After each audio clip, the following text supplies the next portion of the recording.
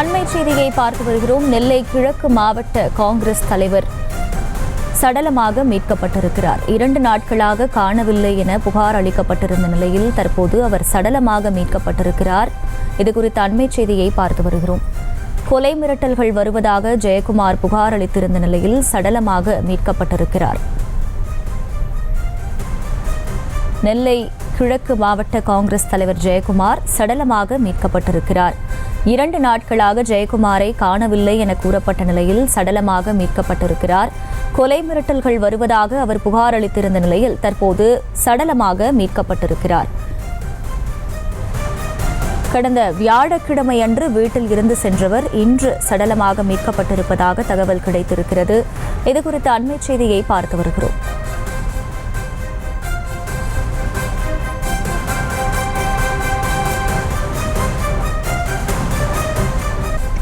கூடுதல் விவரங்களை செய்தியாளர் ராஜா வழங்க கேட்கலாம். ராஜா, வணக்கம். முதற்கட்ட தகவல்கள் என்ன?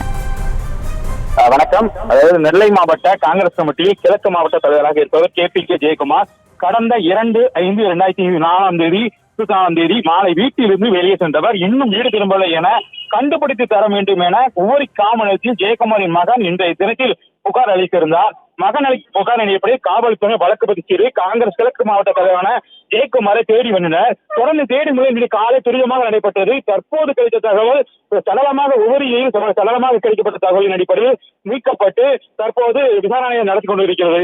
தொடர்ந்து அது இருக்கக்கூடிய பகுதியில் உவரி ராதாபுரம் உள்ளிட்ட பகுதியிலிருந்து தீவிர விசாரணை காலையே தினத்திலே மாவட்ட காவல் கண்காணிப்பு சிறந்தரசன் தலைமையிலே தீவிரமாக விசாரணை நடத்தப்பட்டது. தற்பொழுதாக அவருடைய சடலம் கிடப்பது பெரிய அதிர்ச்சியாக காங்கிரஸ் வட்டாரத்தில் பெரும் அதிர்ச்சியாக இருக்கிறது.